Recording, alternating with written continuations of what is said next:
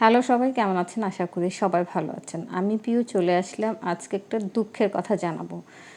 দুঃখের কথা আমার তো না, আমার বাবুর, আমার হিরো বাবার দুঃখের কথা। তো আপনারা হয়তো দেখতেই পাচ্ছেন সে কেক কাটছে। মূলত তার হচ্ছে কালকে বার্থডে ছিল। তো তো এটা অনেক কাহিনী হয়েছে ওর বার্থডেতে। তো আমি হচ্ছে অনলাইন থেকে একদম সুন্দর একটা থিম দেখে ওর জন্য অর্ডার করি। যেহেতু আমি থিম কেকটা ইনস্ট্যান্ট অর্ডার করি, সেহেতু কেকটা হচ্ছে ডেলিভারি আনতে খুবই লেট করেছে, এমনই লেট করেছে 11:30।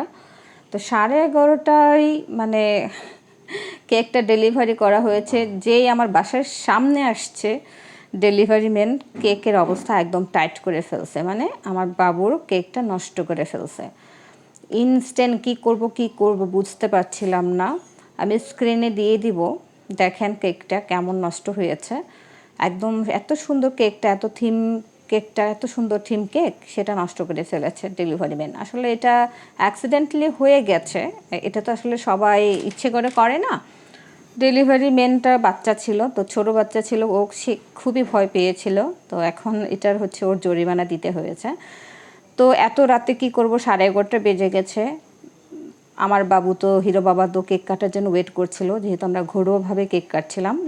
তারপরে হলো যে কি করব, দৌড়ে ট্রেস্টি ট্রেতে গেলাম, গিয়ে ট্রেস্টি ট্রে, ভাগ্য ভালো খোলা পেয়েছি।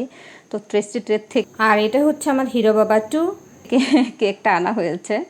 তো সবাই আমার বোনরা বলছিল, টেস্টি ট্রেটের কেকই যদি খেতে হতো তাহলে এত সময় ধরে কেন তুমি অনলাইনে অর্ডার করেছিলে।